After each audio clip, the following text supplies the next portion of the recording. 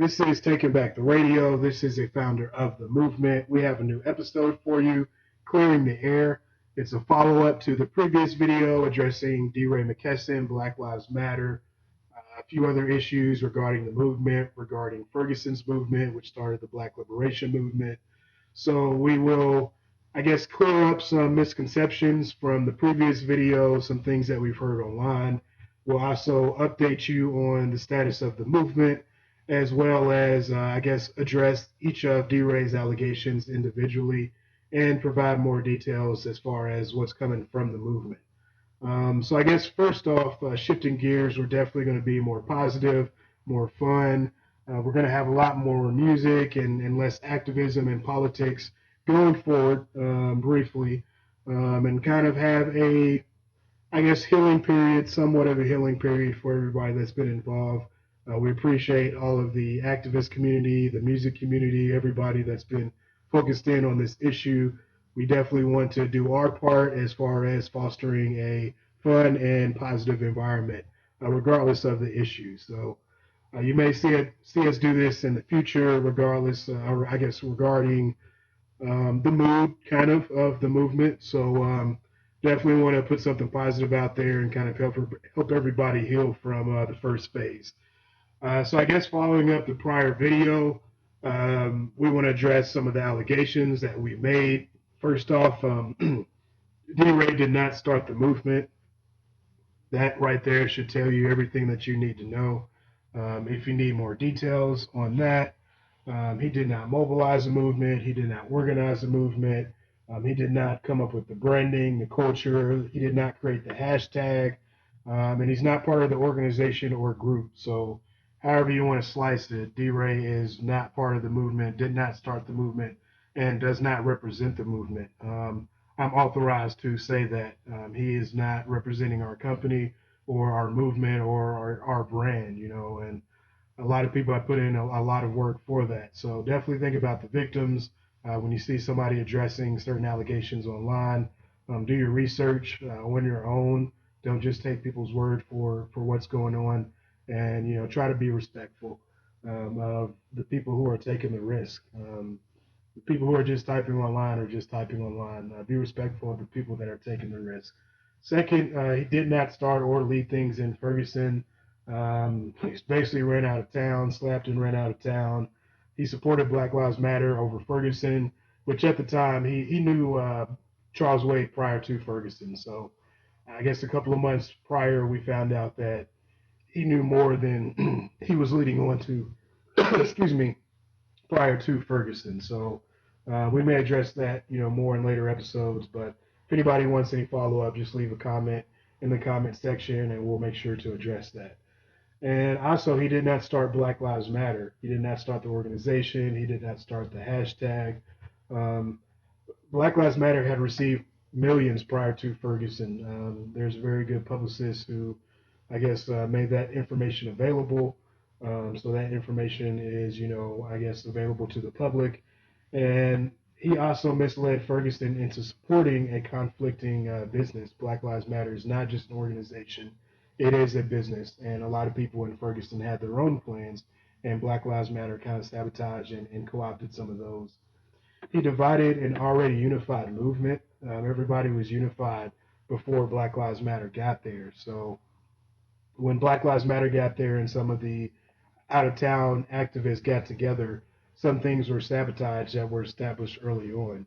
And these, I guess, if you want to call them leaders, these new leaders were not always qualified in the areas that the previous leaders were. And on top of that, every single one, I repeat, every single one of the Black Lives Matter leaders before they went leaderless, because before, I guess, they told the public they went leaderless, they had clear defined leaders.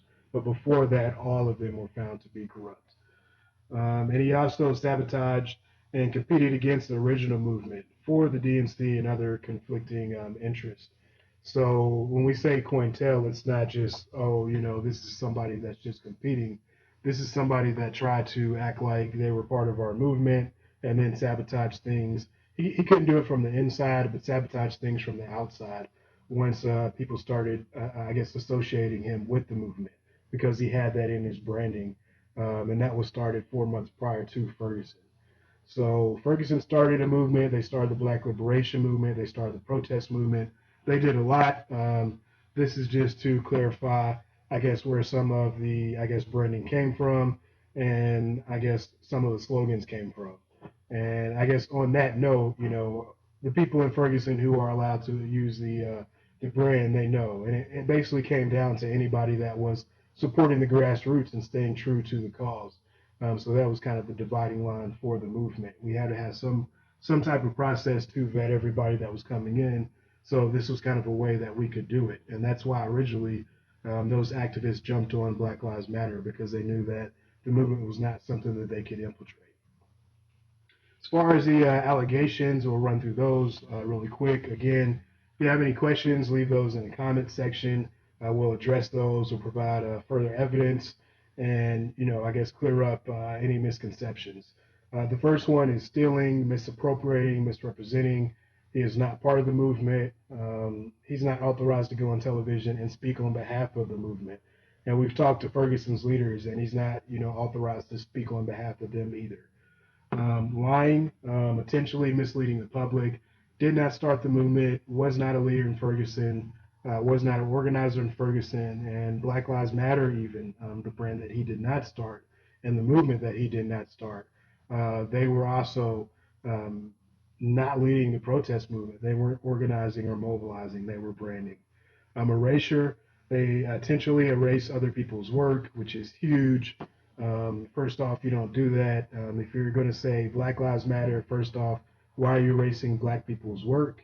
And then on top of that, just in general, all lives do matter. So why would you erase anybody's work, even if it is, I guess, not of the same mindset of yours? Make your point and prove your point to the public. That's how debate goes. Um, he did not own any of the brands that he claims, and he participated in the blackballing of different organizations, movements, nonprofits. Avoiding accountability. When allegations were raised, he definitely did not address them. He has not addressed them to this day. Black Lives Matter has not addressed allegations to this day. They do not have any evidence. Instead of addressing us, address them. Ask them, did you start the movement? Is this allegation true? Be specific and demand certain answers, and you'll find out all that you need to know. Sabotage, we kind of covered that a little bit earlier, but we'll give some examples. Um, Mobilizing an existing movement around Black Lives Matter. When he knew their intentions, he knew that it was not the same movement and the same, I guess, organization or group. He knew what he was doing from early on. And let's also remember that he was a DNC surrogate, not because he admitted that, but because he was revealed in the DNC WikiLeaks. What they're currently, I guess, blaming Russia for as far as manipulating our elections. What Black Lives Matter did had a much bigger impact than, well, I wouldn't say that, but it definitely had a significant impact. As much as the hack. The hack just revealed what the DNC was doing. Misleading the public that you're representing a movement that you're not, and then inserting your own agenda. Going back to that old COINTEL theme, that is the definition of COINTEL. And then working with a platform that is openly sabotaging the movement. Going back to that COINTEL theme. So on multiple levels, he, I guess tried to affiliate with the brand and then tried to sabotage things through that affiliation, knowing what he was doing the entire time. So we have a couple of more that we'll cover before moving on. Sociopathy, not caring about how his actions are affecting everybody else. Jealousy and manipulation, basically Mean Girls. That was kind of the energy that was put into the movement. And it's a movement where people are going through very tragic situations, where people are grieving, mourning. So you have to be really careful as far as the culture that you set when you're dealing with certain issues. So that's definitely something that we did not approve of, even as far as creating this whole Hollywood atmosphere when it's supposed to be about the grassroots and being humble and I guess moving away from certain industry trends because we've seen from the comment section of some of these articles he definitely I guess was acting like an industry insider. But anyways, as far as D-Ray's work, and we heard this allegation from somebody online and they didn't want us to criticize his work. As far as being a PR and a PR person and spokesperson, he erased the founders of the movement and the Black Liberation Movement that started in Ferguson. He participated in the blackballing and slandering of founders. He asserted an agenda of special interest that was not the movement or what Ferguson wanted of the people that he was supposed to be representing. He distracted from real work being done and destroyed the culture needed to sustain the movement emotionally and spiritually. And he sabotaged plans from a PR position in favor of self-interest and special interests that were not in the interest of the movement. So as far as somebody saying that he was doing the work, he was not working in the interest of the movement. And we know his affiliation at this point. As far as protesting goes, he did not start or lead the protest in Ferguson. He did not start or lead the protest in other cities as the movement spread. He tweeted updates from his card according to Ferguson's leadership and the WikiLeaks reports. He took a cab from the beginning of a march to the end, according to one source.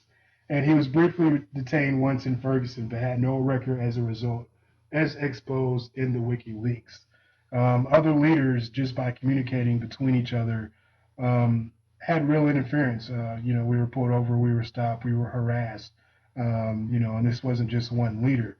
So to be able to go into a Walmart with the bullhorn and not have any issues, and then other leaders can't even communicate without getting, pulled over, harassed, or worse, kind of raises some red flags. And then as far as, I guess, Campaign Zero and what he did there, we, I guess, listed under replicating pre-existing work. As far as the policy plans and suggestions, those were in the works prior to, I guess, what he released. This movement has been going on, I guess, before then, and even in the modern policing era. Also, affiliation to the movement without actually starting one.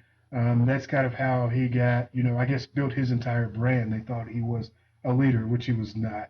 And then pretending to be a protest leader without actually doing the work. He never organized, he never mobilized, and according to all of the grassroots, he never, was even an actual protester. He was more so a media liaison.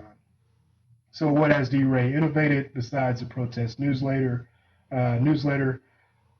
Not really anything that we can find. And even that was used now that we know what was what, fraudulently to try to insert himself in the front of the movement. So that kind of covers the allegations as far as, well, he's done some work and you should give him credit for that. So I guess that's all of the bad stuff. We're going to, I guess, end on a positive note. And as we said, we're not going to be covering this topic, extensively in the future. We'll make sure that people are aware, but we'll also make sure to balance things out and kind of get back to what we were when we started. So the state of the movement, everyone is still organized underneath. We know people's affiliation, we know their history, we know how they moved during the movement, we know the networks. Leaders are still leaders. They know leaders. So the first phase was the mobilizing phase, and while the organization phase was sabotage, the mobilization phase was successful. So we did accomplish that. People know what's going on. Plans have not been executed yet, so we did not lose all of the work. When the corruption and scandals began, we made sure to protect the work. We've had delays mostly due to the interference, some internal, but we protected the efficiency of the plans by not sharing too much information about the Cointel schemes. The plans are still coming, and they'll be through this source.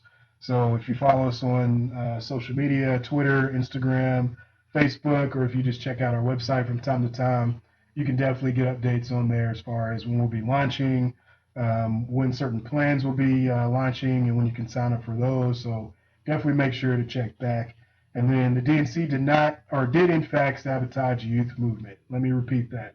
The DNC did in fact sabotage the youth movement and the Black Liberation Movement. Deray McKesson is a DNC surrogate, as confirmed by the WikiLeaks.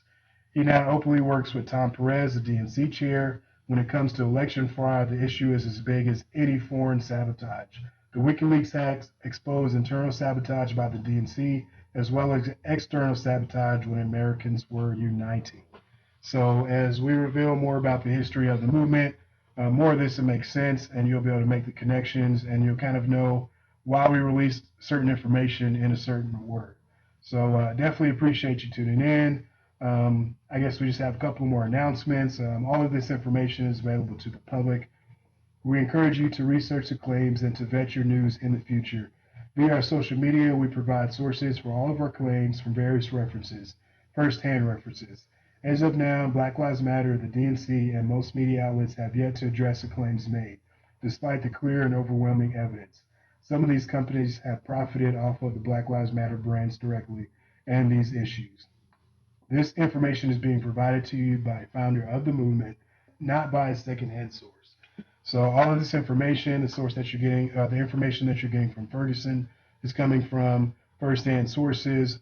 Um, I guess when we try to cover the Mike Brown situation, we try to cover it as closely as possible, as far as getting, I guess, as close to witnesses as possible. I'm evaluating the evidence, um, not through media sources, but the direct evidence that was available, I guess, to the Associated Press. And, just by using critical analysis of, the situation and the evidence and what was going on. So all this information is out there. If you want to challenge us and try to prove us wrong, definitely try to do that. We would love to, have somebody challenge our streak. So yeah, definitely stay tuned. We'll have more updates coming up in the future, and yeah, do your own research. Um, Stay blessed, stay humble, stay happy, and remember to have fun. Thanks for tuning in.